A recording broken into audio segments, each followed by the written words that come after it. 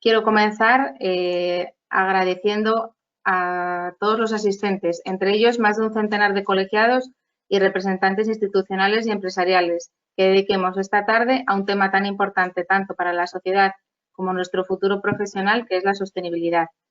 Gracias también a los ponentes que me acompañan esta tarde, Belinda, Javier y Miguel, que son unos buenos referentes para saber cómo aplicar conceptos básicos de la sostenibilidad en el ejercicio de la profesión. También quería agradecer al Grupo de Sostenibilidad del Colegio de Arquitectos de Asturias sus aportaciones, gracias a las cuales hemos podido conformar el programa de estas jornadas. Por último, quiero agradecer también a los patrocinadores, ASEMA, Saxalta, Carpintería Díaz Cobian, Soudal, Weber Saint-Gobain y Baxi, porque sin vuestra colaboración no sería posible celebrar estas jornadas. Pero además, gracias a vuestro compromiso corporativo con la sostenibilidad, la rehabilitación y la eficiencia energética en el sector. La jornada de hoy comenzará con la Asociación Sostenibilidad y Arquitectura, representada por la arquitecta Belinda López, en la que se abordarán los conceptos básicos de sostenibilidad y eficiencia energética aplicados al ejercicio de la arquitectura y de la rehabilitación sostenible. Posteriormente tendremos una presentación sobre el cumplimiento del nuevo Código Técnico aplicando criterios propios de la arquitectura bioclimática impartida por el profesor Javier Neila. Y por último se abordará cómo la bioconstrucción puede mejorar al medio ambiente y la salud de las personas con Miguel Martínez de Morentín, representante del Instituto Español de Baubiología. Pues sin más, comenzamos de nuevo. Os presento a la primera ponente. Ella es Belinda López, que es arquitecta y profesora titular de universidad del área de construcciones arquitectónicas de la Universidad de Zaragoza. Es miembro de la Junta Directiva de la Asociación Profesional ASA, Asociación para la Sostenibilidad en la Arquitectura, en cuya representación tenemos que agradecerle que intervenga hoy. Belinda está especializada en sostenibilidad y eficiencia energética en edificación, centrándose en rehabilitación sostenible en la última década. Es precisamente el tema que vamos a abordar ahora. Belinda, cuando quieras. Gracias. Buenas tardes. Quiero dar las gracias al Colegio de Arquitectos de Asturias por invitarnos tanto a la Asociación de Sostenibilidad y Arquitectura y a mí en su representación a participar en vuestro seminario web de sostenibilidad y eficiencia energética. Y deciros que soy profesora titular de la Universidad de Zaragoza, de la Escuela de Ingeniería y Arquitectura, y que desde el año 2017 pertenezco a la Junta Directiva de ASA, que es una asociación de arquitectas y arquitectos españoles impulsada por el Consejo Superior de Arquitectos de España y cuyo objetivo es la promoción de los principios de sostenibilidad, calidad e innovación en la arquitectura y el urbanismo. Vengo hoy a daros una charla sobre principios básicos o conceptos básicos de rehabilitación sostenible. Voy a empezar hablándoos sobre el periodo en la historia que considero que ha marcado significativamente nuestra forma de pensar actual como arquitectos y arquitectas y que se refleja, de hecho, en la manera en que se imparte la arquitectura en nuestras escuelas. Y voy a finalizar la charla hablando sobre los problemas de la sociedad actual y los principales retos en el mundo de la edificación y particularmente en el mundo de la rehabilitación. Vamos, pues, con ello. Empezar diciendo que a finales del siglo XVIII y de forma más decisiva en el siglo XIX, los seres humanos conseguimos tener acceso a los recursos de la litosfera y que esto permitió que las sociedades industriales se liberaran de las raíces territoriales con el desarrollo del transporte y que pudieran producir productos en serie en fábricas especializadas. Estos dos cambios, grandes cambios, supusieron la reorganización de todos los sectores productivos y tuvieron una enorme influencia en los sistemas humanos. Las ciudades tuvieron que absorber grandes flujos migratorios.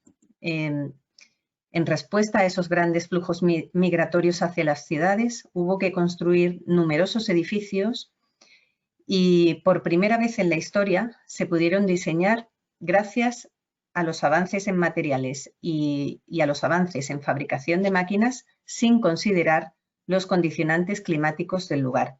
Se separó asimismo la función portante de la función envolvente y esto supuso el adelgazamiento de las fachadas y se delegó el acondicionamiento interior de los edificios a las nuevas máquinas, contribuyendo ambas cuestiones alcanzar la máxima libertad en el diseño y favoreciendo que esta máxima libertad en el diseño primara por encima de otros valores tradicionales de la arquitectura. Y es así como estamos enseñando fundamentalmente arquitectura hoy en día en nuestras escuelas. Las ciudades ofrecieron grandes oportunidades y servicios. El desarrollo económico que los cambios tecnológicos trajeron consigo permitió generar mucha riqueza y aumentar la prosperidad material, convirtiéndose por ello en uno de los principales objetivos de las naciones. Esta prosperidad material y de los servicios ha tenido un crecimiento exponencial y ha contribuido a cambiar, como nos indica la socióloga Marina Fischer-Kowalski, el tradicional metabolismo social circular, que está en armonía con la naturaleza, en uno lineal que produce residuos que nuestra biosfera no puede regenerar fácilmente para transformarlos de nuevo en recursos. Así, en los años 60 del siglo XX, la comunidad científica comenzó a alertar a las administraciones sobre grandes problemas mundiales, entre ellos la pobreza, la pérdida de biodiversidad y el deterioro medioambiental. Y comenzó así una creciente conciencia acerca de la contradicción que puede darse entre desarrollo, entendido como crecimiento económico y material, y las condiciones ecológicas y sociales que se tienen que dar para que este desarrollo pueda perdurar en el tiempo. Y así nació el concepto de desarrollo sostenible. El desarrollo sostenible tiene tres grandes patas o tres grandes pilares: el social, el económico y el medioambiental. Si nos centramos en el aspecto medioambiental, podemos decir que hoy día se considera que los gases de efecto invernadero, es decir, esos gases que se emiten en actividades que requieren energía no renovable, son la principal causa de los problemas ambientales más importantes que nos enfrentamos a nivel mundial, y que el cambio climático es la consecuencia que mayor devastación puede producir en el planeta. El aumento de temperatura debido a las altas emisiones de gases de efecto invernadero de origen antropogénico están afectando a distintos sistemas, tanto a los sistemas físicos como a los sistemas biológicos, como a los sistemas humanos. En cuanto a los sistemas físicos, se consideran especialmente peligrosas las consecuencias que pueden tener en el planeta el cambio de estado de las grandes masas de agua.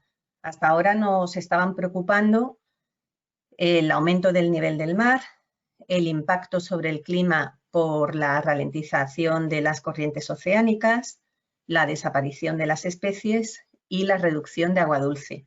Ahora mismo, con la pandemia, nos han empezado a preocupar también la liberación de virus y bacterias que están en el permafrost, que son potencialmente dañinas para el ser humano, ¿vale? En cuanto a los sistemas biológicos, tengo problemas con el ratón ahora, es que no es un buen ratón y no lo puedo mover muy bien. En cuanto a los sistemas biológicos, hay que saber que la temperatura influye en la capacidad que tiene un territorio para acoger determinada flora y fauna, y por tanto el aumento de temperatura implica el riesgo de desaparición y de desplazamientos de esta flora y fauna con sus diversas consecuencias. Y para finalizar, en cuanto a la afección en los sistemas humanos, decir que la temperatura también afecta a la capacidad que tienen los territorios de acoger las actividades humanas, y cuando se hace imposible que determinadas actividades humanas se continúen desarrollando en ciertos territorios, se producen muertes y desplazamientos que pueden provocar crisis en los acuerdos políticos previamente establecidos entre nuestras distintas sociedades, ¿vale? ¿Y qué tiene todo esto que ver? Nos podemos preguntar, con la arquitectura, con la edificación. Pues mucho. El sector edificación, que veis en la imagen, aquí, que está representado en estos tonos azules, ¿vale? Todos los tonos azules son el sector edificación. Está identificado como uno de los tres grandes sectores consumidores de energía en el mundo. Está Por un lado el sector edificación, por otro lado el sector transporte y por otro lado el sector industrial. Es decir, que nuestros edificios y en particular las viviendas son unos de los principales responsables del cambio climático. Si miramos las emisiones, ¿vale? Pues vemos que están dominadas por las fuentes indirectas, esta y esta de aquí, ¿vale? Es decir, la generación de energía fundamentalmente eléctrica para satisfacer la demanda de calefacción, refrigeración, iluminación, cocina, etc. Y también por las fuentes directas, estas dos de aquí, ¿vale? Esta y esta. Es decir, por la combustión de combustibles fósiles para calefacción y agua caliente sanitaria fundamentalmente. Esto quiere decir que la fase de uso de los edificios repercute más en el cambio climático que las demás fases materiales de los edificios, que aquí me aparecen de color azul oscuro, ¿vale? Azul marino. Esas fases materiales me refiero a la extracción de materia prima, fabricación, ejecución en obra, etcétera, ¿vale? Y por eso la fase de uso de los edificios es el principal punto de atención de las actuales directivas y normativas en materia de edificación sostenible. Europa se ha embarcado en una serie de iniciativas con el fin de frenar el cambio climático, concretamente la Estrategia Europa 2020, el Marco sobre Clima y Energía para 2030 y la Hoja de Ruta hacia una economía baja en carbono 2050. También las Naciones Unidas están impulsando este cambio y otros a través de los Objetivos de Desarrollo Sostenible. Europa se marcó como objetivo a corto plazo en 2020, lo vemos en este gráfico, ¿vale? Reducir en un 20% las emisiones de CO2 respecto de los niveles del año 1990. En el año 2030, reducirlas en un 40%, en el 2040, reducirlas en un 60% y en el 2050, reducirlas en un 80%. A cada sector y a cada país le corresponde una cuota distinta. Por el momento, los compromisos adquiridos vinculantes, y subrayo la palabra vinculante, es decir, aquellos que estamos obligados a cumplir, por el momento, esos compromisos vinculantes para el sector edificación, que se encuentra englobado dentro de los conocidos como sectores difusos, y para el caso de España, es la reducción para el año 2020 del 10% de las emisiones de CO2 respecto de 2005 y del 26% para el año 2030 respecto del año 2005. ¿Vale? El resto de compromisos específicos para España y el sector construcción aún no se han adoptado, pero se prevé que para 2050 esos compromisos sean del orden de una reducción del 90%. El sector edificación tiene una característica particular que lo distingue de otros sectores, que es la larga vida útil de sus productos, los edificios. Por ejemplo, un edificio construido a día de hoy podría durar 210 años frente a vidas mucho más cortas de, por ejemplo, los coches, aviones o trenes. Por eso, en otros sectores se centran en la nueva tecnología de los productos futuros y nosotros nos tenemos que centrar en la rehabilitación. Si nos centramos, por tanto, en el parque existente a rehabilitar, vemos que es muy ineficiente, puesto que más de la mitad de nuestros edificios es anterior a la primera normativa que reguló las condiciones térmicas en edificación. Europa, de hecho, estima que el 97,5% del parque de edificios es energéticamente ineficiente, todos aquellos que no tienen la letra A, ¿vale?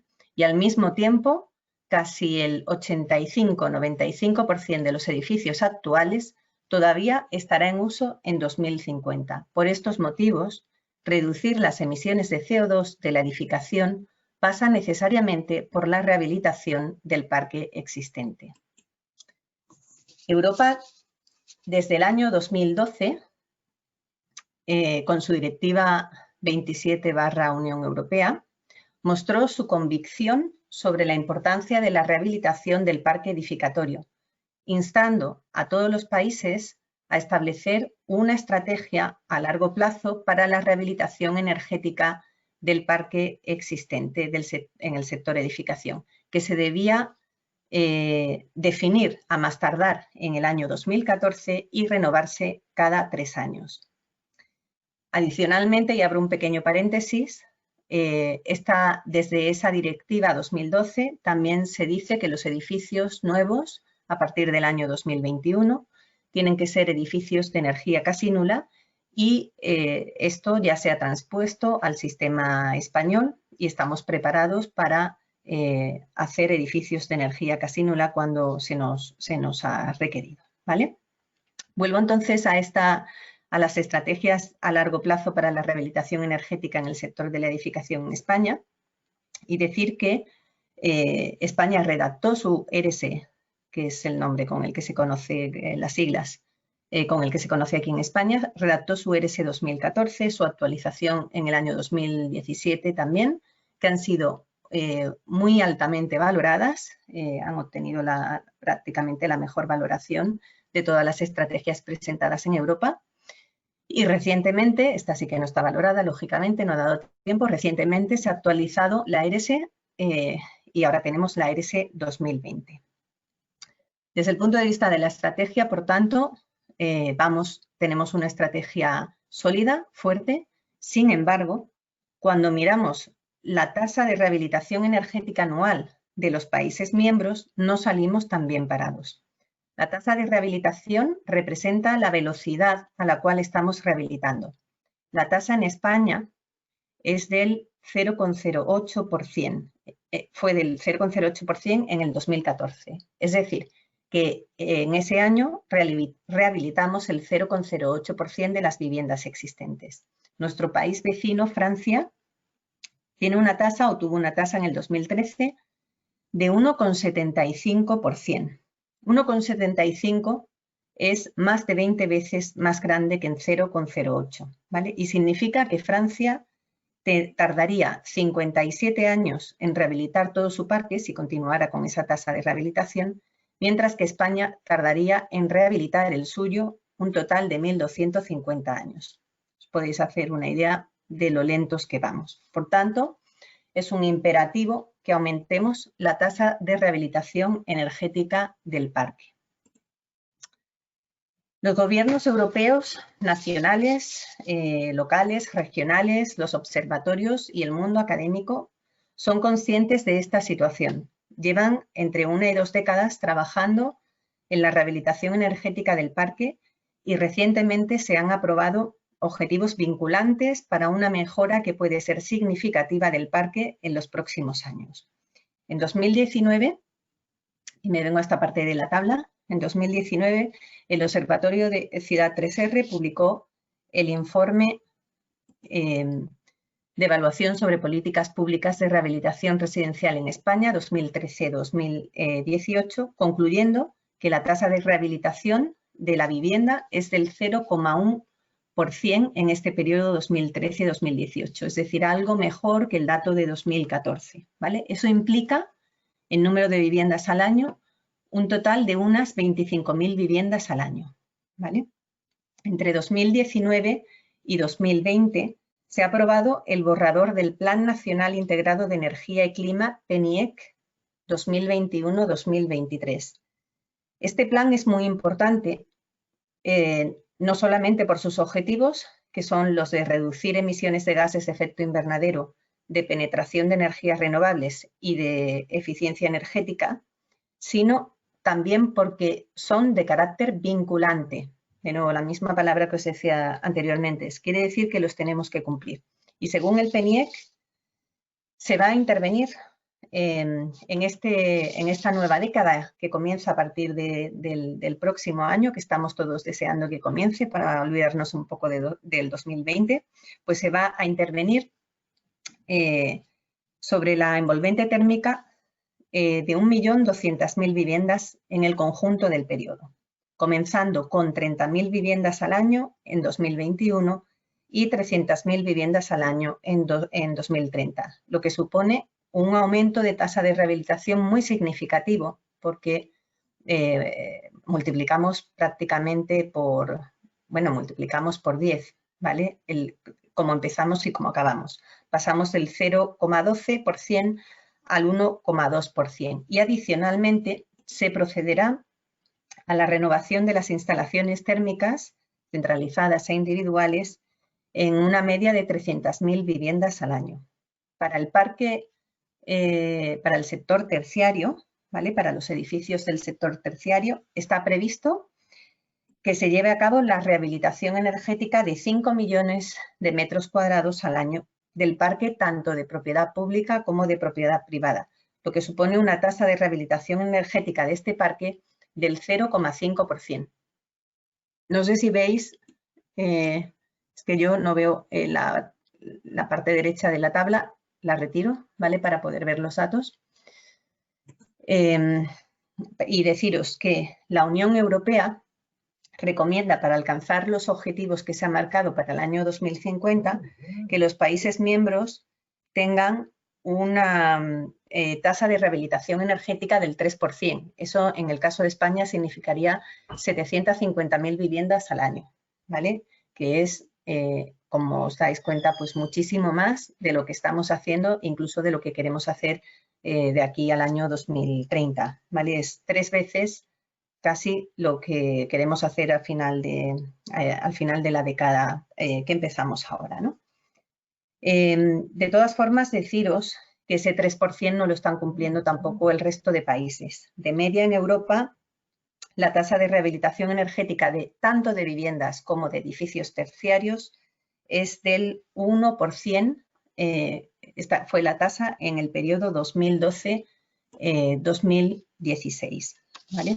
Por este motivo, entre las prioridades de la Comisión Europea está el Pacto Verde Europeo, que incluye entre sus medidas el Renovation Wave, que habremos oído en los periódicos la mayor parte de nosotros, la ola de la rehabilitación, que tiene por objetivo duplicar como mínimo la tasa de rehabilitación en Europa en los próximos 10 años, es decir, que la media europea sea al menos del 2%, ¿vale? Y tiene también por objetivo asegurarse de que las rehabilitaciones conlleven a una mayor eficiencia energética.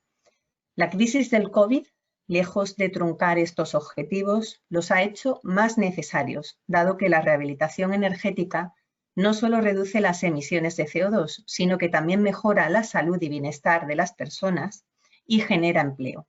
Por estos motivos, la Comisión Europea ha incluido los objetivos del Renovation Wave en el Plan de Recuperación de Europa, un plan que se ha denominado Next Generation EU, ¿vale?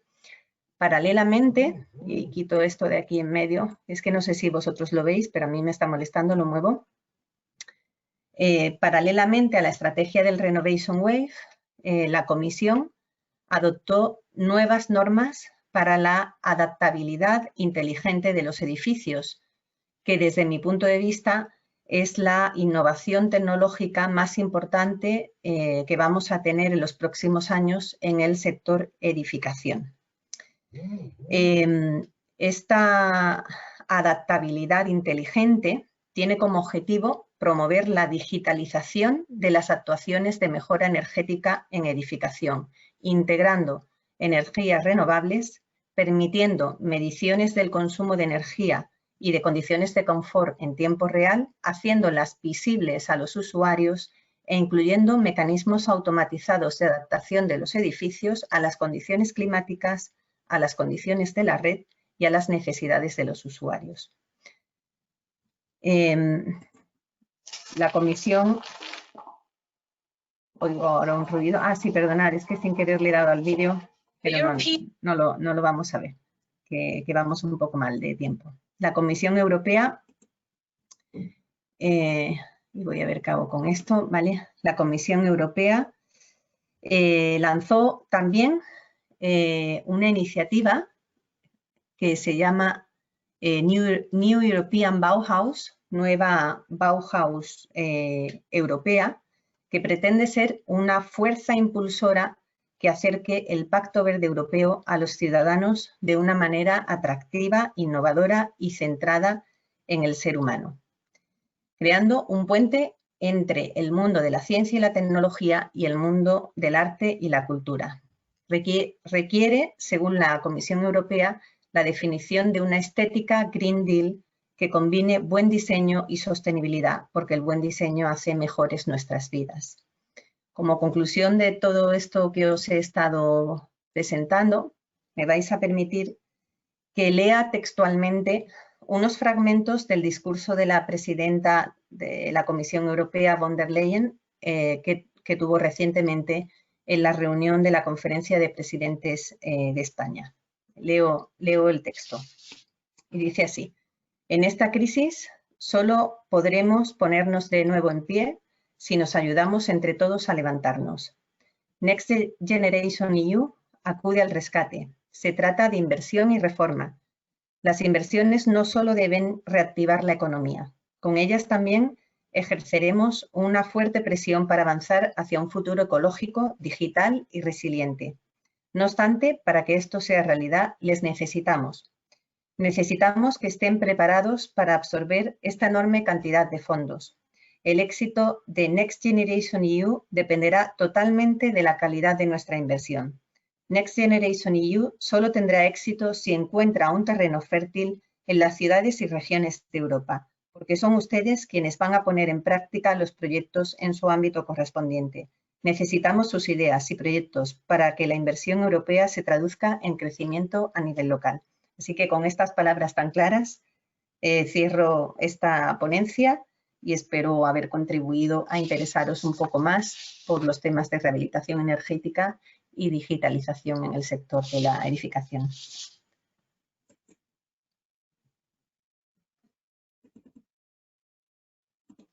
Gracias, Belinda. Se me ve, Vale. se me ve. Muchas gracias. La verdad es que con la rehabilitación tenemos un reto importante. Después, si da tiempo, intentaremos abrir un debate. Aprovecho para deciros que en la parte derecha podéis escribir preguntas que después trasladaremos a los ponentes. Y a continuación doy paso a Javier Neila, que nos va a hablar del cumplimiento del nuevo código técnico aplicando criterios propios de la arquitectura bioclimática. Javier Neila es doctor arquitecto y catedrático en la Escuela Superior de Arquitectura de Madrid desde el año 1979 y viene desde entonces desarrollando una extensa labor investigadora, docente y divulgadora. Es además director del Máster en Medio Ambiente y Arquitectura Bioclimática e investigador principal responsable del Grupo de Investigación Arquitectura Bioclimática en un entorno sostenible reconocido por la Universidad Politécnica de Madrid.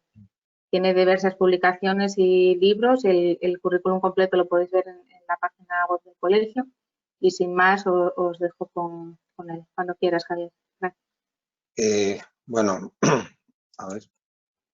Ya voy a poder mostrar mi pantalla. Un segundito.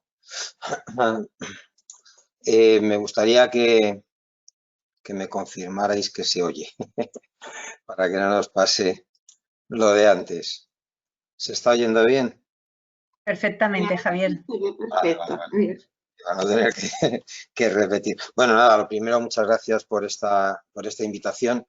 Tengo poco tiempo, hay muchas cosas que contar y voy a presentar muchas diapositivas. Las voy a pasar relativamente rápidas porque no me preocupa tanto el que podamos centrarnos en los contenidos que aparecen en ellas como que podamos ver un poco la visión global de todas las cosas que se pueden hacer desde el punto de vista de la arquitectura, de la pura arquitectura, para cumplir con el nuevo código técnico. Por tanto, es más un tema de metodología, ¿no? De toma de decisiones, de cómo intervenir en cada momento.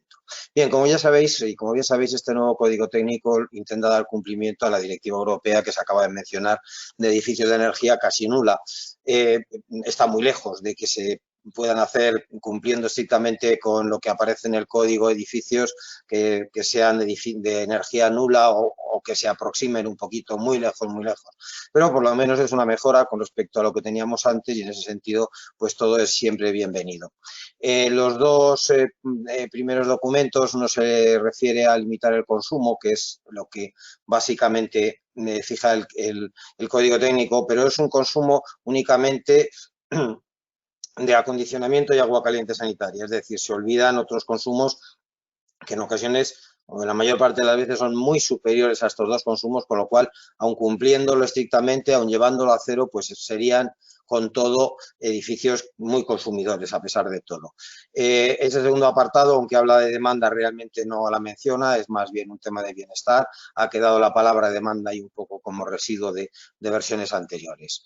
El documento 2 sigue siendo el RITE, por tanto corresponde más a industria. El apartado 3 es iluminación no aplicable a residencial, el 4 sí, es agua caliente sanitaria con cualquier fuente de energía renovable, y el 5 es producción eléctrica también no aplicable al residencial. Por tanto, del propio Código Técnico se autolimita las posibilidades de aplicar pues medidas realmente profundas de aprovechamiento y de energías renovables y de reducción de consumo si queremos cumplir con la filosofía que está prevista en Europa. Bueno, en cualquier caso, la idea fundamental es reducir el consumo del edificio, y sobre un edificio convencional nosotros podemos reducir el consumo pues simplemente trabajando con la forma y la compacidad de ese edificio. Eso ya en sí mismo sería una forma de conseguir un buen resultado. Otra forma, por supuesto, es aumentar el aislamiento de los cerramientos con respecto a lo que estábamos utilizando anteriormente. Otra forma será, por supuesto, muy importante, recuperar energía del aire de la ventilación higiénica que se tiene que generar en todos los edificios.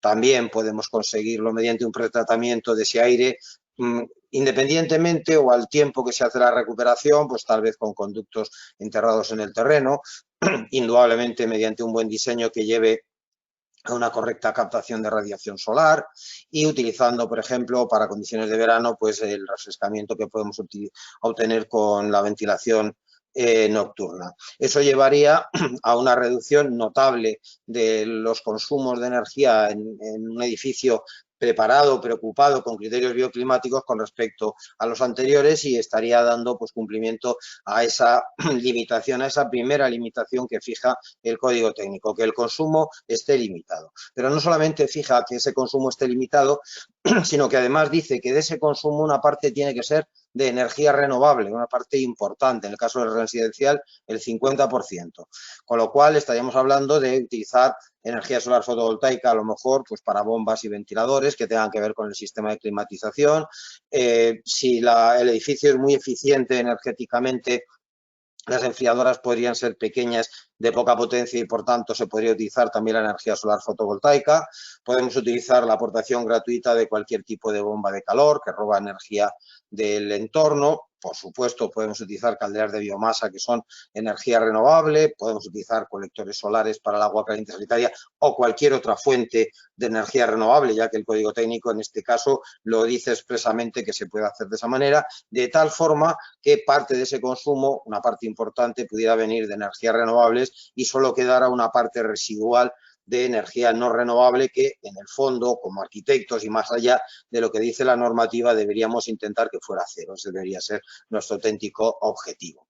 Bien, todo esto podríamos centrarlo en 3 categorías de factores vinculados. Por ejemplo, aspectos arquitectónicos puramente pasivos, como pudiera ser forma, compacidad, orientación del edificio y el diseño de la envolvente. Aspectos bioclimáticos, que no dejan de ser aspectos pasivos, pero que incorporan como unos criterios como más participativos, ¿no? La captación solar, sus protecciones, la ventilación nocturna, los patios, etcétera, etcétera. Y finalmente, aspectos vinculados a instalaciones de energía renovable, dado que, como se acaba de ver, pues van a tener una participación importante en estos edificios que tengan que cumplir con el Código Técnico y que, aunque no nos lo planteemos de esa manera, simplemente que queramos que sean auténticamente eficientes. Por ejemplo, en este primer apartado, y centrándonos en forma, compacidad y orientación, habría que tener bastante cuidado. Aquí tendríamos 3 edificios con el mismo volumen, pero con 3 formas distintas, por tanto con diferente compacidad,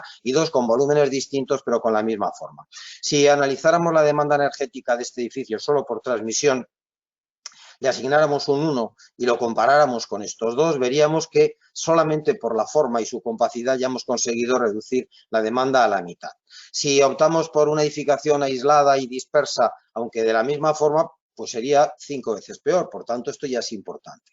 Pero si incorporamos las posibilidades de captación solar, de ganancia de radiación solar, ya la orientación empieza a tener importancia. Por eso he señalado ahí el norte. Y en ese momento y en ese caso voy a tomar como referencia este edificio. Le voy a asignar la demanda que se ha visto reducida por la captación de la radiación solar como un 1, y este edificio, que aparentemente antes era el mejor, pues ahora es 5 veces peor. ¿Por qué? Porque aunque sea más compacto y en ese sentido sea mejor, sus posibilidades de captar radiación solar son peores. Este edificio del medio tenía la misma capacidad que el primero, pues ahora es 65 veces peor. Y por supuesto, el pequeñito pues ha quedado pues realmente marginal con 133 veces peor que el primero. Luego es muy importante forma, compacidad y orientación. Es decir, hay que empezar a contar con todas estas cosas. Bien, en el diseño del envolvente hay varios aspectos importantes. Por supuesto, el aislamiento se va a incrementar. Ya nos pide más aislamiento el código técnico, pero más allá de que nos pida más aislamiento, hay que saber elegir el tipo de aislamiento en cada momento. Podemos utilizar los aislantes conductivos más o menos convencionales, podemos utilizar cámaras de aire ventiladas como aislante térmico también, podemos utilizar materiales reflectantes que funcionen con sus propiedades ópticas también como aislantes, incluso podemos utilizar materiales vegetales también como elementos de aislamiento. Es decir, hay que ser más creativo a la hora del diseño de los cerramientos, incorporando distintas formas de aislamiento en base a las necesidades que podamos tener en cada caso. Los puentes térmicos se van a convertir en algo absolutamente imprescindible. Siempre digo imprescindibles de controlar, claro. Siempre he comentado que los edificios, los malos edificios, los edificios antiguos, los edificios anteriores al 79, aquellos que no tenían aislamiento térmico, no tenían puente térmico. No había puentes térmicos en ellos. ¿Por qué no los había?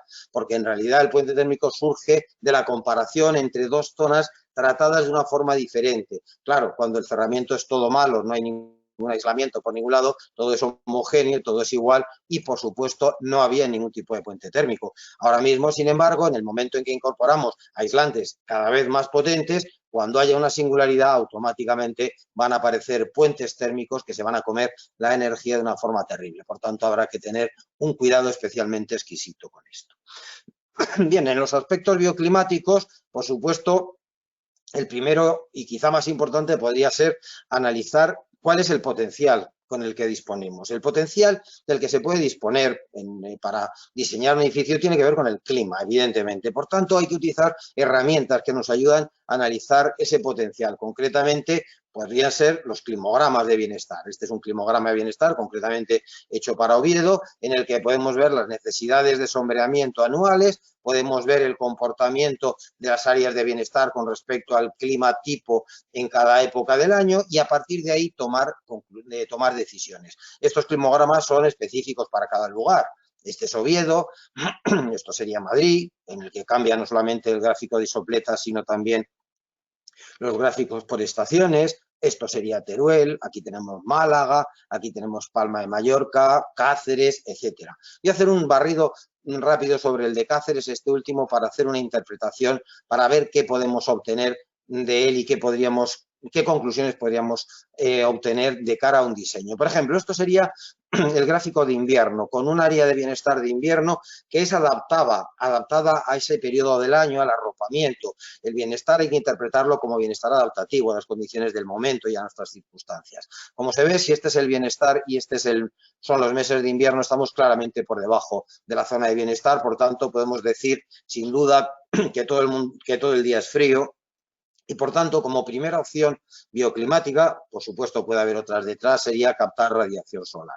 Visto en el gráfico de isopletas, estoy hablando de estas zonas donde no hay capacidad para calentarse de otra forma y, por tanto, ya el diseño sería imprescindible que contara con una correcta orientación para captar radiación solar. Pero cualquier fuente de energía renovable que utilicemos, que sea irregular, como es la radiación solar, se capta en unos momentos del día, nada más necesita ser almacenada. Por tanto, ya el diseño de la envolvente pues tendrá que tener en cuenta esa capacidad, ese potencial de almacenamiento de energía en base a una cierta masa térmica, se convertirá en imprescindible. Bueno, un gráfico, por ejemplo, como este, en el que podemos analizar las distintas orientaciones, nos llevaría a elegir cuál es la mejor. De hecho, viéndolo aquí directamente, la mejor sería esta línea amarilla, que nos da casi las mínimas captaciones en verano y casi las máximas captaciones en invierno. Estamos hablando de la orientación sur. Habría que verlo para otras orientaciones, pero básicamente sería así. Sigo con ese mismo estudio de radiación para analizar el potencial en el caso de Cáceres. Eso sería para el mes de enero unos huecos orientados al sur. ¿Cuál sería la energía que pudiéramos captar?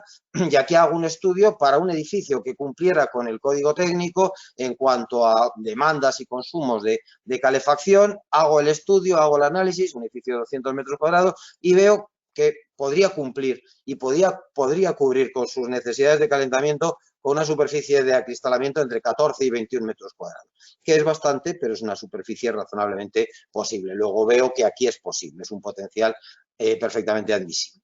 En primavera y otoño seguimos estando por debajo de la zona de bienestar, podemos distinguir las zonas del día y de la noche, los días son moderadamente frescos, sin embargo las noches son frías, por tanto, pues seguimos necesitando de captación de radiación solar, probablemente de una forma más moderada, aprovechar el calor interno del edificio y viéndolo aquí, pues corresponden esas dos zonas. ¿Y qué nos llevaría? Bueno, pues ya que hemos diseñado para captar radiación solar en invierno, ya la doy por buena y la masa térmica sigue siendo absolutamente imprescindible en este caso.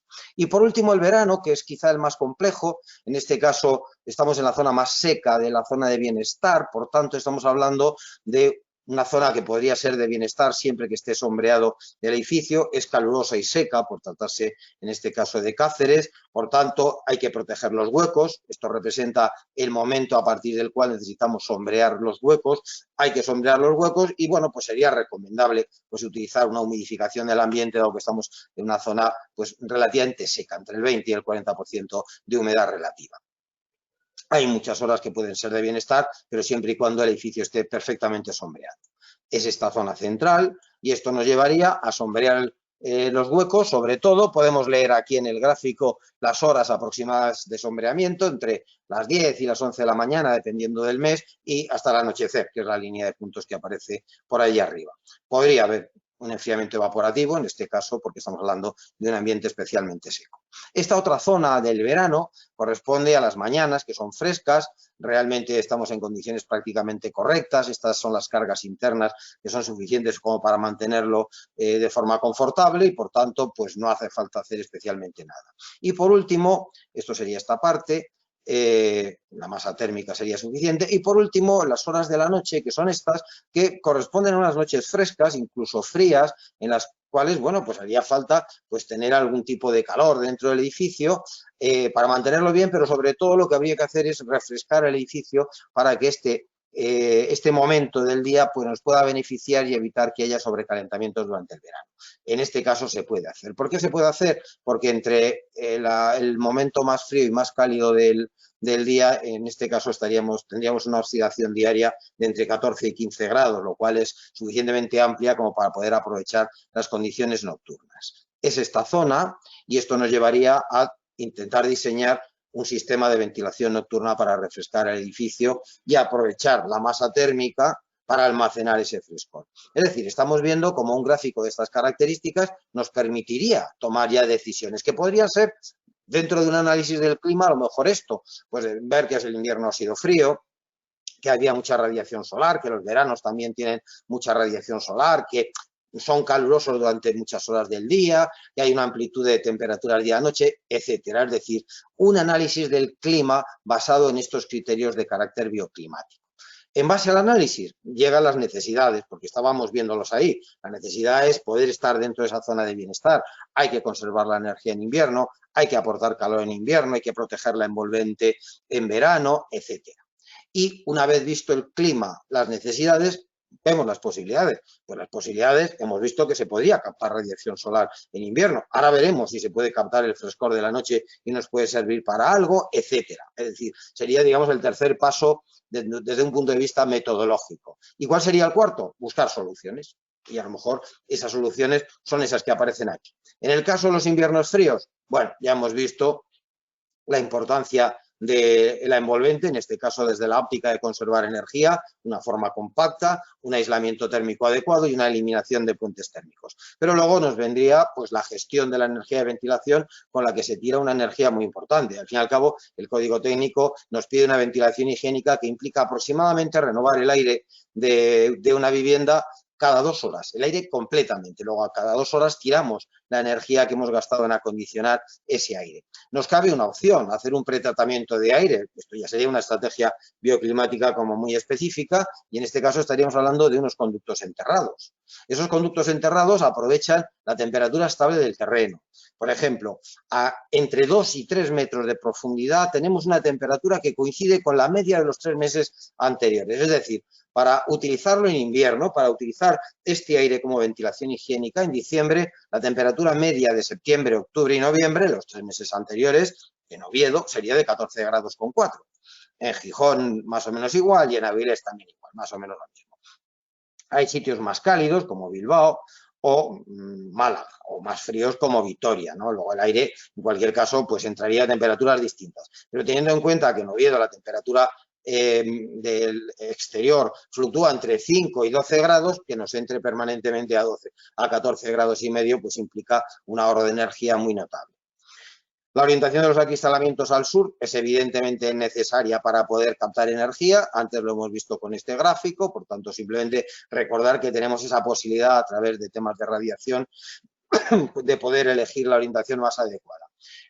A partir de aquí, diseñar la estrategia bioclimática, lógicamente, ¿no? Pues, ya sabemos que el aprovechamiento solar más adecuado se produce siempre a través del efecto invernadero, que el efecto invernadero en sí mismo no es suficiente, que nos hace falta crear estrategias más eficientes, como pueden ser estas de lazo convectivo, para hacer que el aire caliente no se pierda a través de la debilidad de los vidrios, sino que pase rápidamente a otros locales, o utilizar estrategias como mucho más clásicas, como pudiera ser el muro trombe, es decir, que son mejoras claras sobre los sistemas de pura captación. Hay que almacenar energía. Esto es absolutamente fundamental y quizás la forma más sencilla es buscar la masa térmica en la propia envolvente del edificio. Hay muchas opciones, pero quizá esta es la más sencilla. Y lo más importante en este caso es entender que deberíamos estar permanentemente utilizando el aislamiento por el exterior. Si aislamos por el exterior, si ponemos el abrigo por fuera del edificio, no solamente eliminamos cualquier riesgo de puente térmico, sino que aprovechamos la masa que hayamos podido incorporar en el diseño de nuestro edificio. Medio pie de ladrillo, por ejemplo, sería suficiente, mientras que las opciones clásicas de aislar por dentro empobrecen completamente el cerramiento y no permiten ningún tipo de aprovechamiento. Los suelos son importantes. Hay un concepto que nos llevaría a elegir el suelo correcto para que almacene rápidamente la energía. La energía que entra en el edificio, energía renovable que entra en el edificio, permanece poco tiempo y por tanto hay que almacenarla rápidamente. Y eso nos lleva a intentar utilizar materiales de acabado que sean materiales de calentamiento rápido, difusividades térmicas altas. La cerámica, las piedras, la tierra, los metales, lo son. Mientras que lo son, al contrario, son de difusividad térmica baja y, por tanto, lenta capacidad para almacenar energía las maderas. No son materiales en absoluto adecuados para esa función. Materiales de cambio de estado también sería una alternativa pues, muy interesante. En el caso del verano, pues volvemos a hacer lo mismo. Buscamos las soluciones para el verano una vez analizado pues, las capacidades del clima, las necesidades, etcétera. Y ahí pues podemos encontrar un montón de opciones. Desde luego, de las más importantes es protegernos de la radiación solar, pues a veces simplemente con acabados claros o sombreados. Pongo unos datos para que nos hagamos una idea de la importancia que puede tener un acabado.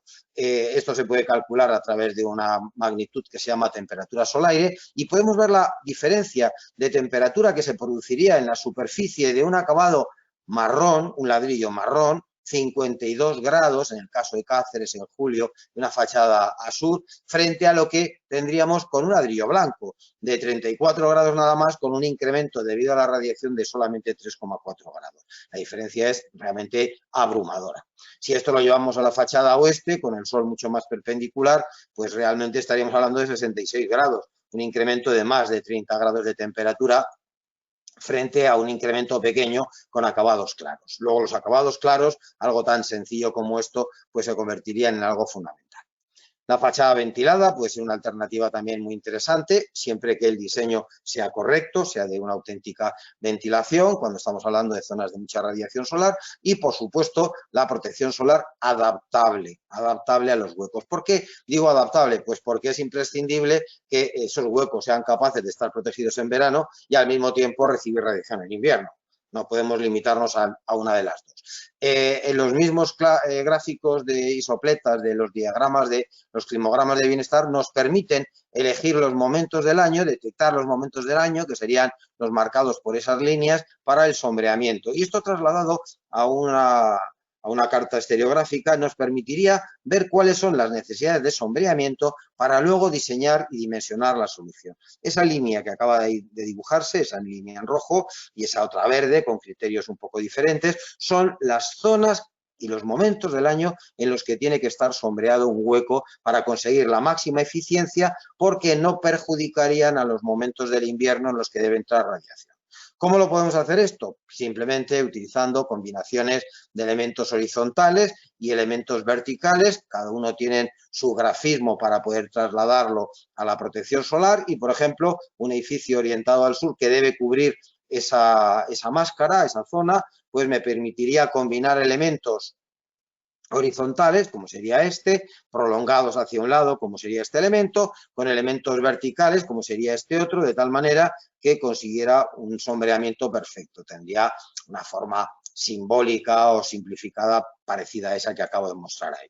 Igual lo puedo hacer hacia el este, utilizando simplemente estos dos recursos y, por tanto, tener una protección solar de esas características, o tal vez así, que tendría este otro formato, incluso a norte, si fuera necesario, pues que tendría ese formato y sería de esa manera. Es decir, resulta relativamente sencillo poder abordar este tipo de problemas si somos capaces de saber lo que estamos haciendo, es decir, no poner una protección sin más, sino elegir correctamente la solución adecuada para cada momento. Diseñar un sistema de ventilación pues también es imprescindible. No se puede pensar que la ventilación se va a producir de forma espontánea, ni mucho menos. La ventilación se produce siempre por diferencias de presión. Hay que buscarlas. A veces se consigue con diferencias de altura, como tenemos aquí. A veces se utiliza con recalentamiento en forma de chimeneas solares, como aparecen en estos ejemplos. A veces forzamos la velocidad del aire con dispositivos que giran y reorientan el sistema, el remate, el efecto colina que aparece en este edificio de Erzo, que me parece una cosa singular, que aprovecha y magnifica pues el efecto Venturi, o simplemente la colocación de huecos más o menos correctamente ubicados en la fachada para aprovechar las diferencias de presión dinámica que genera el viento. Dentro de la ventilación, antes he mencionado la ventilación nocturna como algo interesante e importante. Bueno, voy a hacer una pequeña opción. ¿Qué es lo que tendría que tener en cuenta para ver si me merece la pena utilizar la ventilación nocturna? La temperatura del aire de la noche, las horas nocturnas aprovechables, cuánta energía hay que eliminar del calor que va a generarse durante el día y diseñar una estrategia de ventilación para que esto funcione. Esto sería Madrid. Aquí tenemos, a través de otra herramienta, las temperaturas horarias del mes de julio.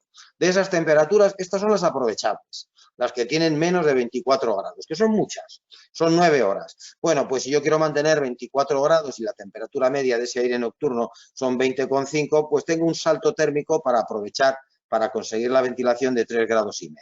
Bueno, pues con todo esto, generando también un edificio que cumpliera con la normativa, pues podría conseguirlo si renuevo el aire del interior pues en 4 renovaciones con 9, que es más o menos algo perfectamente razonable. Pero ¿y qué huecos me harían falta? Bueno, pues puedo volver a hacer un cálculo. Todo esto se puede calcular con facilidad. Y si el aire se moviera a 2 metros por segundo, bastaría con que tuviera un hueco de entrada o varios huecos de entrada y uno o varios huecos de salida, cada uno de ellos de 0,99 metros cuadrados. Luego estoy hablando de unas dimensiones razonables y la ventilación nocturna, por tanto, se convierte en una estrategia potencialmente utilizable. Bien, esta la he comentado ya antes, igual que antes lo comentaba con la posibilidad de calentamiento, pues ahora la comento como una posibilidad de enfriamiento, no solamente del aire de la ventilación higiénica, sino como un sistema de aire acondicionado si hiciera falta. Esas son las temperaturas de los 3 meses anteriores a julio en Oviedo, Gijón y Avilés. En Málaga, lógicamente, es más alto, en Madrid también es más alto. teniendo en cuenta que Oviedo va a tener un día tipo de julio, temperaturas que oscilarán entre 14 grados y medio y casi 23, pues ese aire permanentemente a 14, pues evidentemente será favorable. Vegetación. Bien, también la vegetación en realidad tiene unas ventajas mucho más holísticas y mucho más aplicables a la ciudad, incluso que al propio edificio, porque lo que hacen es beneficiar la ciudad por la presencia de naturaleza, por la presencia de biodiversidad, por la absorción de contaminantes, pero sobre el edificio también generan microclimas favorables y al mismo tiempo pues generan un cierto aislamiento, sobre todo de cara a la radiación solar. Muchas alternativas muy bien estudiadas, muy bien caracterizadas. Dentro de la opción del enfriamiento evaporativo, pues también tenemos alternativas y tenemos sistemas. También hay diferentes opciones de enfriar el aire con sistemas evaporativos. Cuando estamos en climas secos, pues normalmente utilizamos lo que llamamos los sistemas directos. Es decir, se evapora el agua en un ambiente que en general pueda ser relativamente seco. Sin embargo, donde el ambiente es húmedo, pues se utilizan sistemas indirectos, en los que la evaporación se produce en un entorno distinto del espacio que queremos acondicionar y a través de un elemento interpuesto, como puede ser en este caso pues esa pared de vidrio, se enfría el ambiente interior. Es decir, hay alternativas muy interesantes. El tema de los patios. También es una opción, el patio es un heredero evidentemente de la cultura persa, de ahí nos viene toda esta opción, es un efecto de radiación nocturna que enfría el suelo, que genera masas de aire frías que luego pueden refrigerar un edificio. En este caso, concretamente para este estudio que hice para Cáceres, un edificio convencional pero cumpliendo con la normativa, quiero decir que no estamos hablando de edificios mal diseñados, no, están cumpliendo con la normativa. Un patio de estas características podría cubrir la tercera parte de las necesidades de refrigeración. Diseño de la envolvente, pues ya lo hemos visto, masa, aislamiento, la masa debe estar siempre hacia el interior, el aislamiento hacia el exterior, etcétera. Y finalmente, en los 2 minutos que me quedan para la media hora que me habéis dado, pues los aspectos vinculados a las instalaciones de energía renovable que van a ser también necesarias. He puesto algunas, simplemente por poner algunas opciones posibles. Estas hay que estudiarlas evidentemente con cariño y con cuidado. Por ejemplo, instalaciones de energía eólica que ahora ya empiezan a tener capacidad para ser incorporadas en los edificios, porque estamos hablando ya de sistemas de mini y microeólica. Por supuesto, las instalaciones fotovoltaicas, que son muy fácilmente integrables, con una calidad arquitectónica muy alta, las instalaciones térmicas, que también pueden ser integradas en el edificio con cierta facilidad. Pero más allá, pues tenemos también la posibilidad de la biomasa, desde los sistemas de pellet, los sistemas de biogás, etcétera, los sistemas de cogeneración, que hasta hace poco pues solo eran válidos para grandes consumidores y hoy en día podemos utilizarlo en instalaciones extremadamente pequeñas incluso. Y menos adecuados, pero también con cierta posibilidad, los sistemas hidráulicos y marítimos. Los sistemas hidráulicos, por supuesto, son válidos y en Asturias hay una cantidad de pequeños saltos de agua en toda la zona de Taramundi. Yo he podido ver montones que en su momento se convirtieron en lo que se llamaron fábricas de luz y que podrían convertirse, porque hay estudios interesantes sobre esto, podrían convertirse en pequeños generadores eléctricos de nuevo. No hay ningún tipo de problema para todo ello. Y luego los sistemas basados en bombas de calor, que aprovechan muy bien la energía renovable, ya sean los sistemas aerotérmicos, los geotérmicos, los termodinámicos, incluso los hidrotérmicos. Es decir, que ahí también hay una opción muy potente. ¿Cómo es la integración? Bueno, pues en algún caso yo lo he llamado regular porque soy extremadamente generoso con la energía eólica porque me encanta, ¿no? Pero no es tan fácil, ¿no? Ahí tenemos muy bien integrada la energía eólica, aquí también la tenemos bien integrada, en algún edificio también, pero no es fácil de integrar, por supuesto. La fotovoltaica es especialmente buena, la térmica también, salvo excepciones. Evidentemente, cuando nos encontramos con estas cosas, pues vamos, esto es desastroso y terrible y por tanto hay que tener un cuidado exquisito porque hay que cuidar todo, no solamente la producción de energía, sino también la integración de esos dispositivos. Hay otros evidentemente mucho más correctos, más integrados y simplemente hay que tener un cuidado. No hay que poner en valor únicamente la energía, sino también la integración. Estos igualmente están perfectamente integrados y son de perfecta calidad, aportando además, pues a lo mejor transparencia, etcétera. Y bueno, pues otros pues no hay ningún problema, evidentemente para la cogeneración no hay ningún problema, la energía hidráulica y marítima pues son mucho más complicadas y la aerotérmica pues en principio pues es muy fácil de integrar, no tiene ningún tipo de problema. ¿Cuáles son las aplicaciones? Pues en general pues algunas van directamente a producir energía eléctrica, otras son producciones térmicas que van a agua caliente y calefacción. Lo que sí hay que tener en cuenta es que cualquier instalación que produzca energía eléctrica de carácter renovable a través de las bombas de calor, pues puede producir calor y frío también de una forma perfectamente sencilla. Bueno, pues esta ha sido esa visión terriblemente rápida, pero yo creo que interesante, en la que podemos ver absolutamente todo lo que pueda estar vinculado pues con las posibilidades de cumplir el código técnico a través de aplicaciones de carácter arquitectónico, ya sean más constructivas, más instalaciones, lo que queramos, pero ahí las tenemos todas un poco en nuestra mano. Y nada, lo dejamos aquí y luego si hay alguna pregunta, pues estupendo que podamos contestarla. Muchas gracias, Javier. La verdad es que el tema da para bastante más de media hora. Agradecerte el esfuerzo.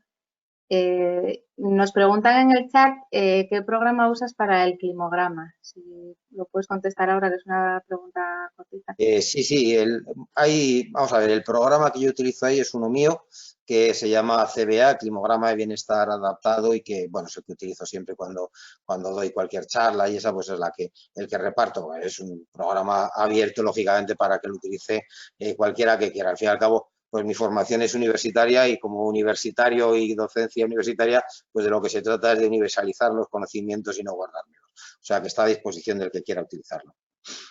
Muchas gracias.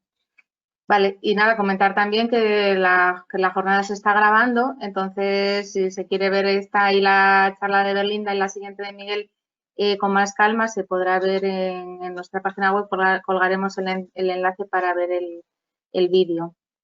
Pues nada más, agradecer a Javier su exposición y paso a presentaros a Miguel Martínez de Morentín, que es representante del Instituto Español de Baubiología.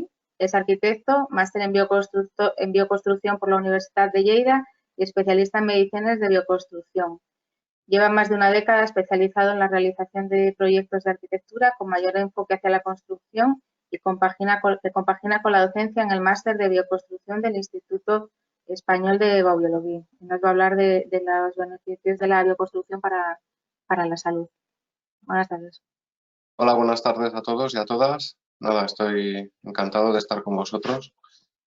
Bueno, lo primero, mostraría mi pantalla, no sé si se puede ver ya. Sí. Vale, perfecto. Bueno, pues lo primero me presento, yo soy Miguel Martínez de Morentín, arquitecto, ya me han presentado, y estoy aquí en calidad de representante del IEB, del Instituto Español de Baubiología. Para el IEB, bueno, pues es importante la presencia en actos organizados por colegios profesionales porque es un método muy directo de mostrar lo que es la bioconstrucción a los profesionales de la arquitectura y en general de la construcción. Así que muchas gracias por la invitación al Colegio de Arquitectura de Asturias. Bueno, el IEB es el Instituto de Bioconstrucción, Baubiology, un término alemán que literalmente traducido al castellano sería la biología del hábitat. Lo de la biología del hábitat nos gusta mucho porque transmite bastante bien los planteamientos que tenemos de fondo. Y bueno, también más o menos a lo mismo, básicamente con matices, se le ha llamado bioarquitectura, arquitectura sostenible, ecoarquitectura, etcétera. Bueno, en esta charla probablemente utilice más el término bioconstrucción o baubiology. Y bueno, nos referimos básicamente a lo mismo. Yo creo que desde el origen, según los planteamientos actuales del movimiento ecofeminista, que tiene el eslogan este de la vida en el centro, pues un poco nosotros nos planteamos desde la bioconstrucción también en los mismos criterios ideológicos, ¿no? La biología del hábitat, la bioconstrucción, es la ciencia que estudia las relaciones holísticas del ser humano con su entorno edificado, residencial, con su hábitat y laboral. Bueno, me atrevería a decir que también metemos un poco la pata o nuestro ámbito, digamos, abarca también un poco al urbanismo e incluso a la ordenación del territorio como parte del hábitat humano. Hasta ahora hemos visto unos aspectos muy concretos de eficiencia energética.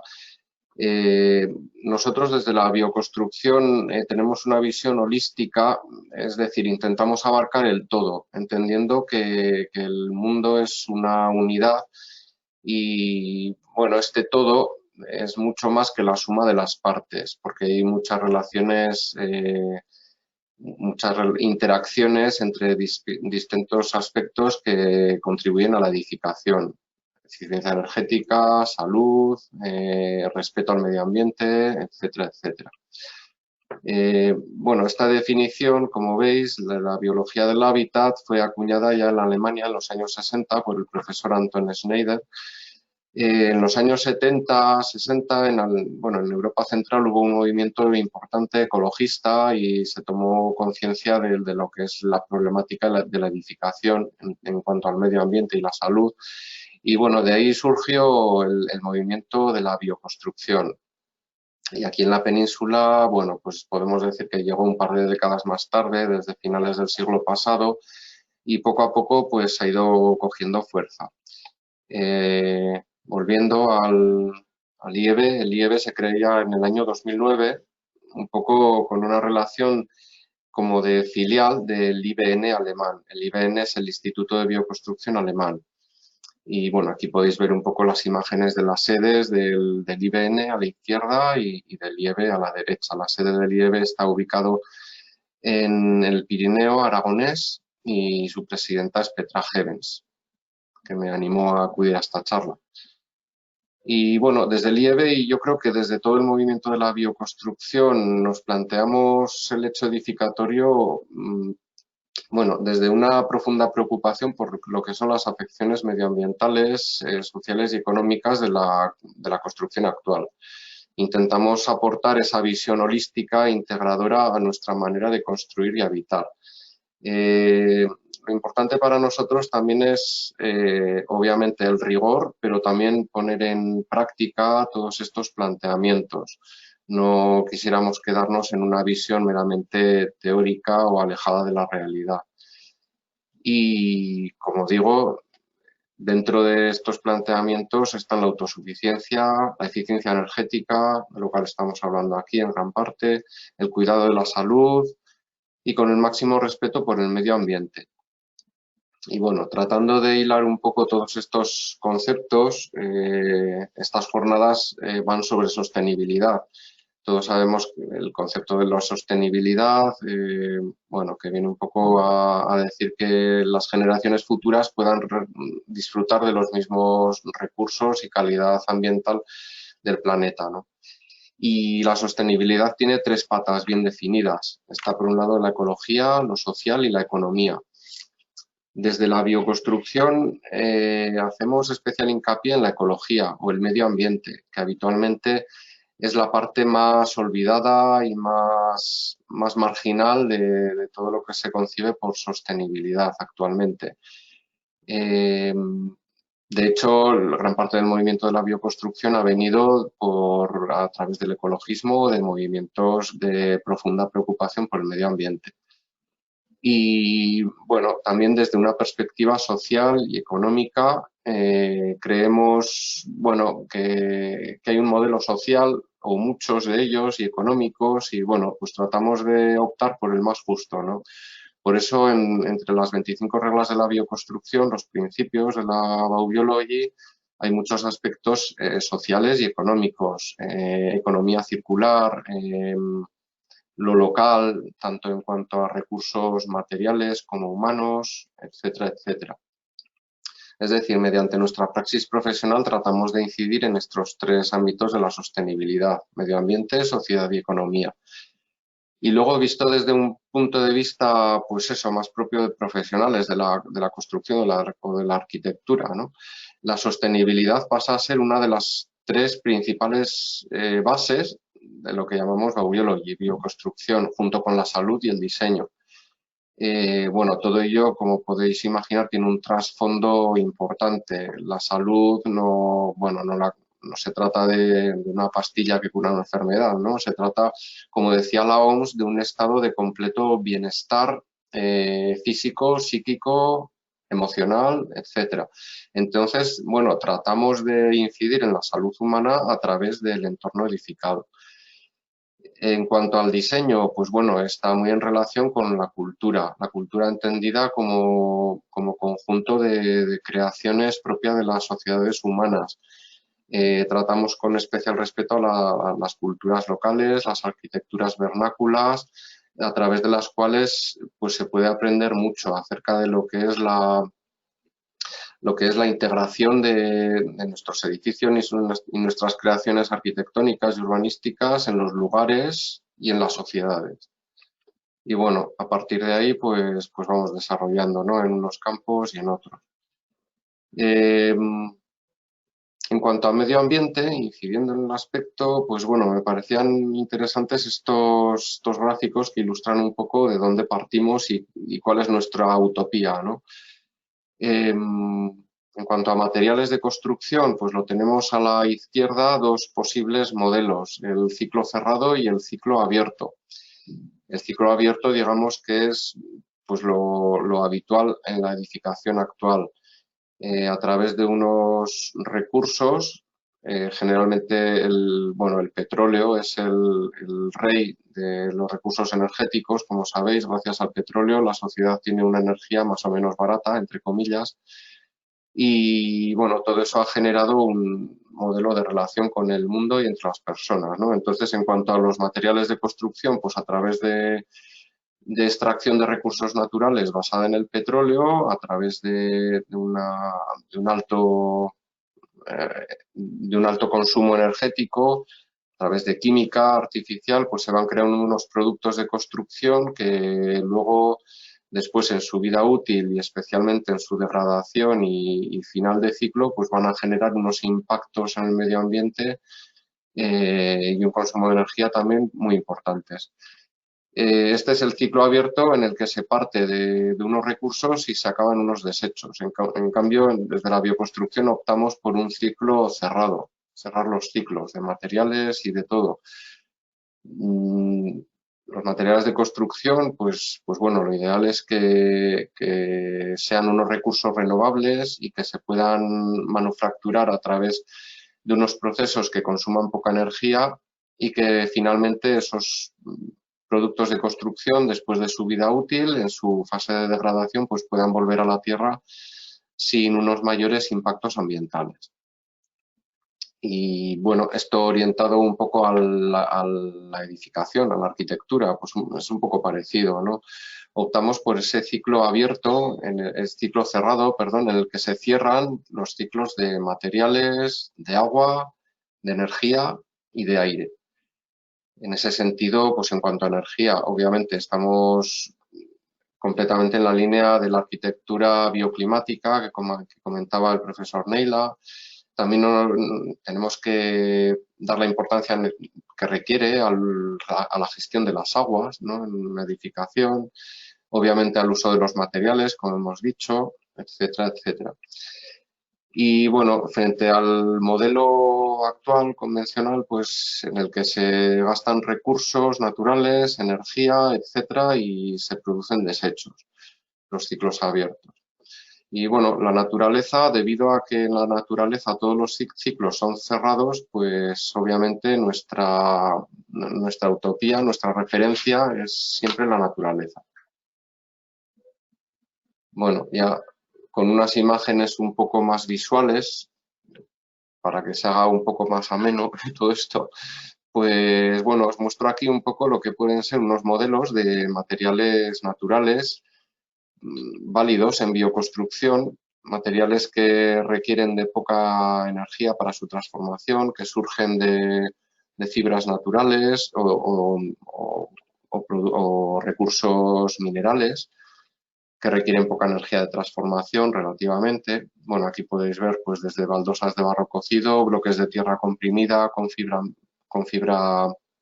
vegetal, la madera, el corcho, fibras naturales, yute, cáñamo, corcho, etcétera, etcétera, la paja, el barro, la tierra, bueno, pues todo esto, ¿no? Bueno, y os voy a mostrar unas imágenes de lo que son obras en bioconstrucción. Lo primero decir que en cuanto al diseño, la bioconstrucción no implica ningún tipo de diseño concreto. Podrían ser unas obras con un acabado, con una estética rústica, o podría ser de unas líneas finas de arquitectura moderna, o bueno, cualquier tipo de estética, digamos, que es posible alcanzar desde los conceptos y criterios de la bioconstrucción. Bueno, aquí podéis ver, pues bueno, madera, fibras naturales, cubiertas verdes. Este es uno de los pocos ejemplos de edificios públicos realizados en bioconstrucción, es el edificio Circe, la Universidad de Zaragoza. Algunas de estas obras son de nuestra presidenta Petra Hevenstierkel, otras de otros arquitectos y arquitectas vinculados con el IEB. Bueno, revocos pues, de barro, de cal, el mobiliario también es importante cuidarlo, ¿no? También por lo mismo, por el impacto ambiental, por la salud en el edificio, etcétera. La bioconstrucción es calidad también, entonces, bueno, pues eso se nota en todos los detalles, ¿no? Y bueno, también, pasando un poco a lo concreto, si no definimos un poco más qué es la bioconstrucción, pues podría parecer que todo puede ser bioconstrucción utilizando una etiqueta y colocándoselo, ¿no? Entonces, bueno, desde el IBN y desde el IEB se ha trabajado en definir un poco más allá de todo esto qué es la bioconstrucción realmente, con unos criterios, y de ahí, de esa reflexión, ha surgido esto que os estoy mostrando, que son las 25 pautas de la bioconstrucción. Aspectos que debe cumplir un edificio para poder ser llamado como tal, bioconstrucción. Como veis, se agrupan en 5 grandes aspectos, bueno, desde el clima interior, que se trata de, entre otras cosas, tener un aire puro dentro de la vivienda, lo cual también va a tener relación con el sistema de ventilación, con los acabados y materiales de construcción que se empleen, con la química que se meta dentro del edificio de manera permanente, con el ambiente radioeléctrico, etcétera, etcétera. En cuanto a materiales de construcción y equipamiento, pues bueno, más allá del hecho de cerrar los ciclos, pues los materiales naturales que más se acerquen a la naturaleza y que menos energía requieran para su transformación, materiales cuyas características sean adecuadas al hecho edificatorio, que esto no siempre se utiliza, en cuanto a propiedades para la gestión del calor, para la gestión del agua ambiental, etcétera. Materiales que no generen patologías, humedades, etcétera, dentro de la vivienda, la acústica, etcétera. En cuanto al diseño, pues bueno, ya os comentaba que estamos bastante en la onda de lo local, de las arquitecturas vernáculas, pero bueno, todo ello con unos conceptos pues propio de lo que es cada individuo y cada sociedad o cada cliente, ¿no? Entonces, bueno, pues ahí entran las proporciones y formas armoniosas, la estimulación de los sentidos, no solo de la vista, también tenemos otros sentidos como el oído, el tacto, las texturas de los materiales, de acabado es muy importante. Bueno, se trata de encontrar un diseño que estimule a la vida de la persona, ¿no? La iluminación, etcétera. En cuanto a medio ambiente, energía y agua, pues lo que hemos comentado anteriormente, ¿no? Los ciclos cerrados, otra vez, la minimización del consumo de energía. En este aspecto sería importantísimo la envolvente térmica, hacer que el edificio pierda la menor cantidad de energía posible, tanto en invierno como en verano, obviamente, en climas rigurosos. Pero más allá, pues también las fuentes de energía. No es lo mismo calentar con gasoil que calentar con leña. Bueno, luego también la gestión del calor, inercia térmica, etcétera. Bueno, que nuestros materiales, técnicas ayuden a preservar la flora y la fauna y a no crear un impacto ambiental, favorecer lo local, los sistemas de construcción locales, materiales locales, suministradores locales, etcétera. Tema de gestión de las aguas, de calidad de las aguas, no solo de la calidad del agua que se bebe, sino de la calidad del agua que se vierte del edificio al medio, es importantísimo. Y bueno, finalmente el hábitat ecosocial. Como digo, nuestro ámbito va un poco más allá de lo que es el edificio y de hecho en el entorno urbano se pueden solucionar muchos de los problemas que estamos hablando, tanto de generación de energía renovable como de gestión de las aguas, como de generación de un entorno ecosocial donde la gente tenga más facilidad para encontrarse, para relacionarse, para cuidarse mutuamente, etcétera. Entonces, bueno, se trata un poco de ir por ahí, ¿no? De pensar el edificio y el urbanismo de cara a los colectivos más desfavorecidos. Elegir bien los emplazamientos donde va a vivir personas en cuanto a contaminación, polución, ruido, etcétera.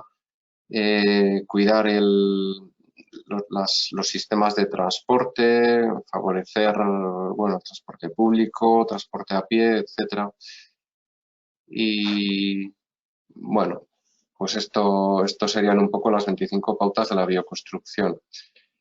Como veis, visto de otra manera, desde aquí podemos extraer factores medioambientales, sociales y también económicos, ¿no?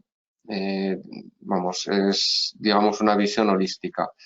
No obstante, como dice abajo, en condiciones reales no siempre es fácil de integrar estos 25 principios dentro de una construcción. Ya sabemos que todas las obras, todas las intervenciones arquitectónicas tienen unas especificidades muy importantes y, bueno, pues no siempre es posible. Pero desde la bioconstrucción pues queremos dar un paso adelante reconociendo que a veces no todo es posible, pero intentando implementar la mayor parte de todos estos aspectos. Bueno, esta charla estaba también pensada con la idea de la salud, cómo interviene la edificación en la salud. En bioconstrucción es una prioridad el diseñar espacios, crear espacios principalmente edificados en cuanto al hábitat de las personas, espacios que ayuden a las personas a mantener un nivel alto de salud.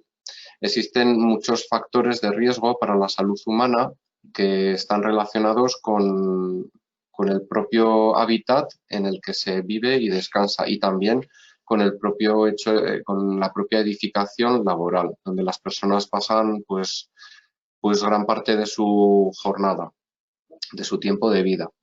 No intervendrían aquí factores que dependen más de los hábitos de las personas y que no tienen relación con la edificación, como podrían ser la alimentación, los hábitos de fumar o otros, ¿no? Sino que estamos estudiando todos los factores de riesgo relacionados con los edificios o con los impactos humanos en el medio ambiente urbano.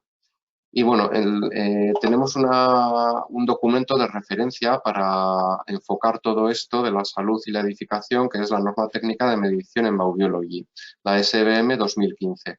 Es una norma cuyo origen está en Alemania, en los años 80, que posteriormente en las últimas décadas se ha ido desarrollando y mejorando y bueno, hoy en día nos ofrece una clasificación de cuáles son estos factores de riesgo que inciden en la salud de las personas en su hábitat.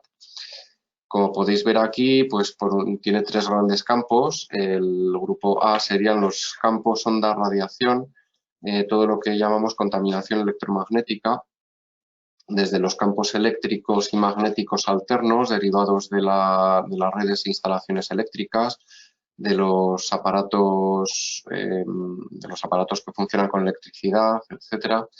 Las ondas electromagnéticas relacionadas con todo lo que son sistemas de comunicación inalámbricos y de transmisión de datos inalámbricos que tanta proliferación están teniendo en los últimos años, tanto fuera como dentro incluso del hábitat humano.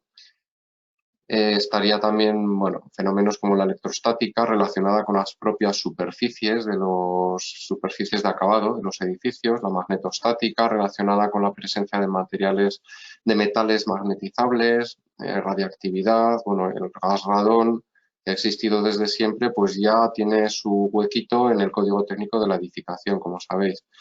Estarían las perturbaciones geológicas, las energías propias de la Tierra, que no siempre son adecuadas para el hábitat humano, la acústica, la iluminación artificial.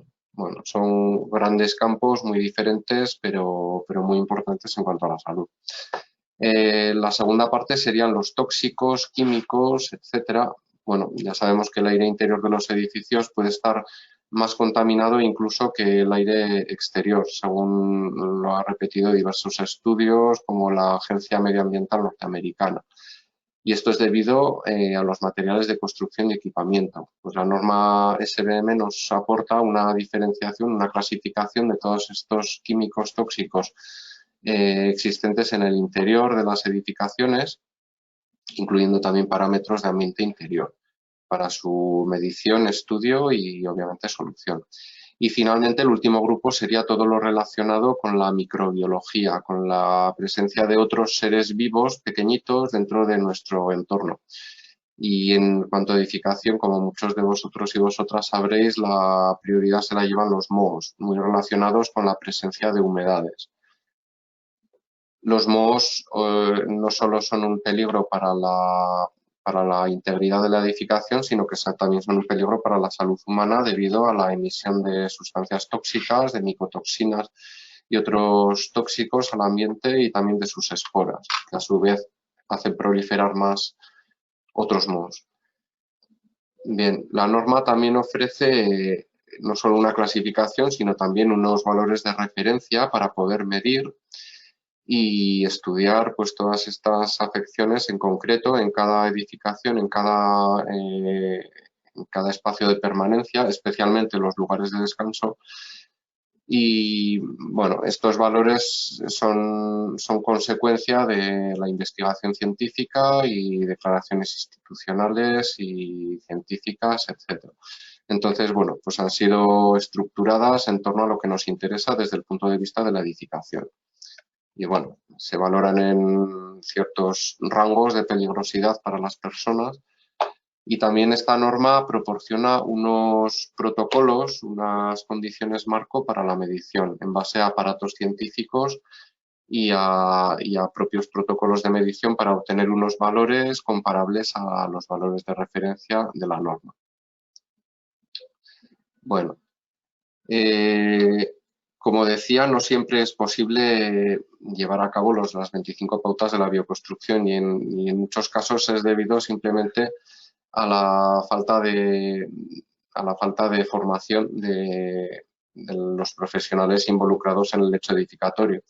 Entonces, por ello, el IEB nos dedicamos principalmente a la formación de profesionales y para ello tenemos el máster en bioconstrucción, bueno, con un máster online, con estas características, que ya ha permitido que tengamos cientos de profesionales formados en España y Latinoamérica. El origen del máster, los contenidos vienen del IBN alemán, pero actualizados a la realidad española. Y bueno, también otros cursos pequeños de introducción a la bioconstrucción, de diseño interior o de técnicas de medición en bioconstrucción. Es decir, la medición de los factores de riesgo para la salud. Todo va en relación con la norma SBM. Y bueno, también nos preocupa bastante la difusión de la bioconstrucción y por ello, pues, entre otras cosas, estamos aquí, ¿no? Y bueno, finalmente, pues también tratamos de aglutinar a profesionales formados en bioconstrucción, creando redes profesionales y entre las cuales está la red de asesorías IEB.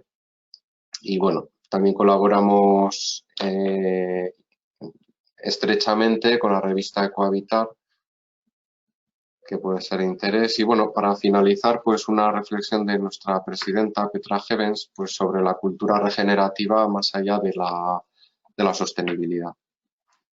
Y bueno, esta ha sido mi presentación. Muchas gracias.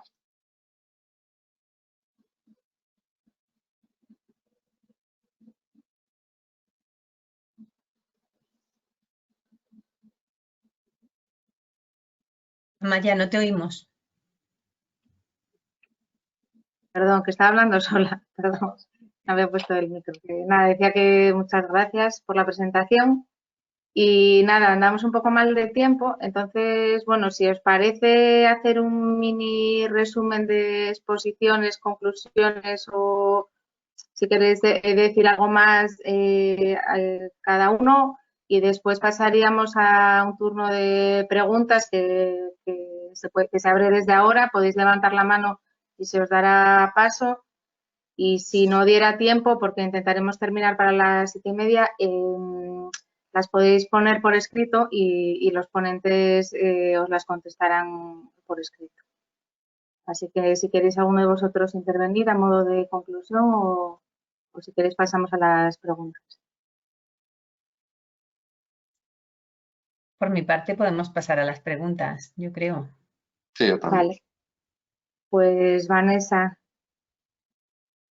Sí, a ver, por el momento sí que os traslado que desde el chat os dan las gracias, varios de los asistentes os dan la enhorabuena por vuestras ponencias y dicen que se merecen otros seminarios más largos, así que os lo traslado, ¿vale? Y por el momento tenemos una mano levantada de una pregunta, ¿vale? Que es Alfonso Toribio, entonces le voy a dar paso para que pueda hacer la pregunta con el audio. Alfonso, te activo el micrófono. ¿Alfonso?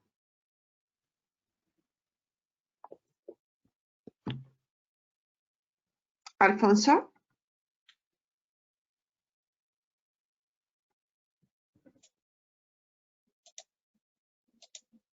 Parece que no oímos a Alfonso.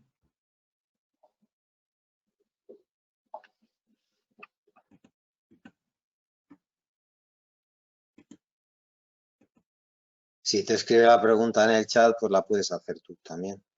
Si es que Es que en el chat de momento no hay más preguntas escritas, porque si no, sí que os contaba, solamente estaba él con la mano levantada, así que si alguno de los asistentes tenéis alguna pregunta, podéis utilizar las dos vías, o bien esa herramienta de levantar la mano, o bien escribirla en el chat. Yo, si quieres, mientras la gente se decide, levanta las manos o escribe, pues aprovechando la oportunidad que daba Amaya de hacer un pequeño resumen, pues decir que aunque yo he empezado con la normativa, creo que la normativa debe ser una referencia y una herramienta para aquellos que en realidad ni conocen bien ni les interesa demasiado el tema, para que se vean obligados. Pero en realidad los que nos preocupamos por estos temas debemos estar muy por encima de la normativa y debemos plantearnos objetivos muy por encima de la normativa. No debemos limitarnos. Yo diría que como profesión debería ser un objetivo casi vital. La normativa debe ser una referencia, nada más, e intentar conseguir que los edificios realmente sean adecuados, que quiere decir eficientes energéticamente, que quiere decir que no perjudiquen al medio ambiente, que quiere decir que sean sanos, como bien ha dicho Miguel, porque todas esas cosas son cosas que yo comento porque la gente muchas veces no se da cuenta que los edificios en los que vivimos no son suficientemente sanos. Eso es muy importante.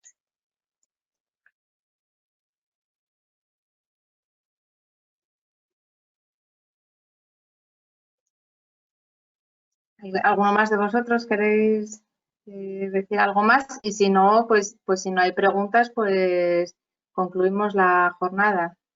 Déjame que diga otra cosa más, ya que estoy aquí. Vale. Me he quedado con las ganas, media hora me ha parecido poco.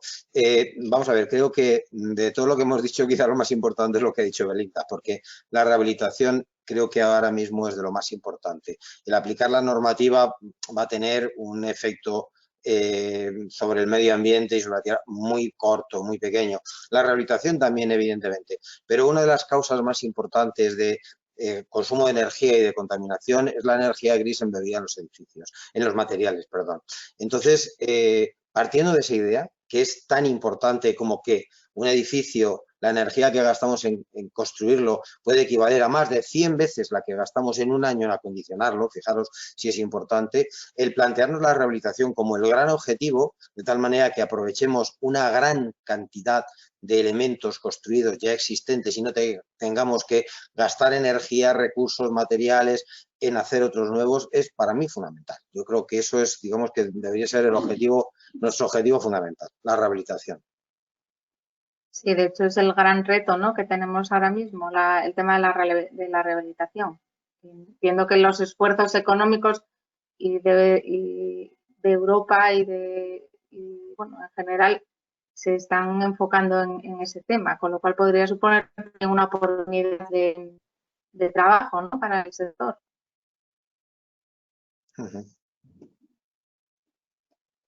Sí, bueno, yo comentar que los esfuerzos económicos, por lo menos hacer este comentario, no deberían ser solamente de origen público, sino también de origen privado, ¿vale? Porque como en rehabilitación, igual que en sostenibilidad, lo que nos interesa es que se aplique al máximo número de edificios posibles, porque si se aplica a unos pocos, poco hacemos, ¿vale? La aplicación tiene que ser lo máxima posible. Debemos llegar a la totalidad de las viviendas, a la totalidad de los edificios y por tanto esos esfuerzos económicos son elevados y no podemos confiar exclusivamente en el esfuerzo público en ese sentido, sino que también establecer medidas de financiación privadas que posibiliten todo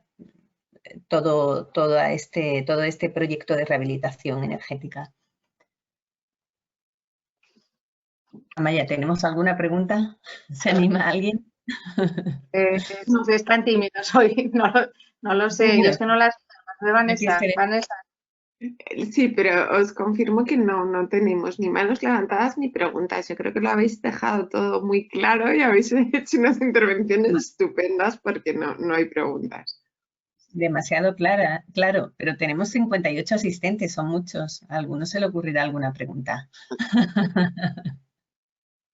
Bueno, yo por añadir, mientras salen preguntas, la rehabilitación energética, bueno, creo que no solo es un tema energético como tal, de gasto energético durante la fase de uso del edificio, sino que también tiene otras implicaciones, entre ellas la propia preservación de la calidad de las envolventes, incluso el confort y la salud de las personas, porque una rehabilitación de una envolvente energética por el exterior permite unos paramentos interiores con una temperatura superficial mayor, menor riesgo de condensaciones interiores y, por lo tanto, mayor confort y mayor salud de las personas. Muchas veces, una pared fría puede producir un efecto sobre la salud de las personas. Entonces, bueno, creo que es una intervención arquitectónica muy importante también en este aspecto.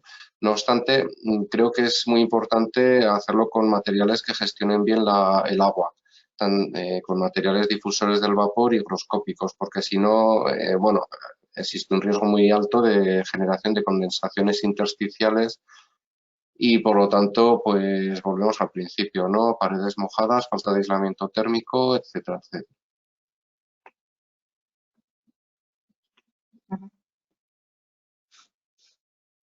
Bueno, pues No creo hay que no hay preguntas. Yo por mi parte, si no tenéis nada más que añadir, concluimos la jornada. Agradeceros de nuevo vuestra participación.